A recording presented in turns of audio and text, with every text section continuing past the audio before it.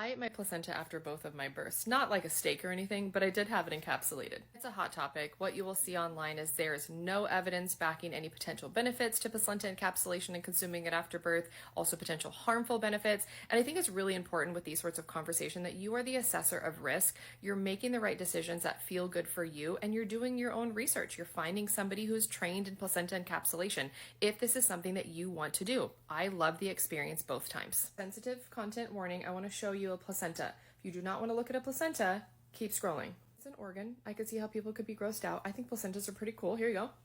Placenta, umbilical cord, part of it still attached.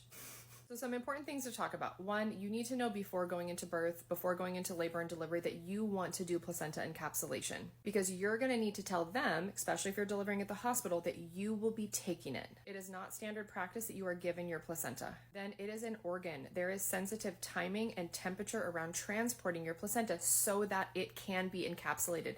Think of like you're going to the beach with a cooler sort of thing. In both of my births, my doula took care of this, so she was prepared. She knew that I wanted to have it encapsulated, and I didn't even do any part of it. It would be like a part of your birth planning, a part of your preparation. Costing both times for me was like in the few $100 range, like $200 to $300 range, but I know that it can actually go a little bit lower and it can actually be a little bit higher. So you're also going to want to do your research around that. I was aware of the conversation that there's no evidence backing placenta encapsulation. What I had heard is there's potential for hormone regulation, milk production, kind of like this postpartum time. And I really liked the idea of consuming my placenta. Now, if your placenta's gonna be tricky, and if your placenta is like the devil, then you're not gonna wanna consume that, right? There is always case by case. Not every placenta should be consumed. I think it's a deeply personal choice. And people get so grossed out and like, you did what? I'm like, does that not just look like vitamins?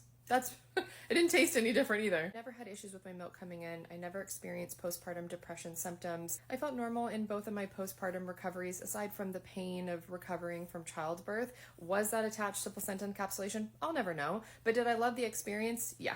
I may not be able to answer any and all questions. I do think it's important to find somebody who is trained to do placenta encapsulation. It's not something that is regulated and certified, to my knowledge, but it is a process that needs to be done in the right way in order for it to be safe. Talk with your provider, ask your questions, do your research.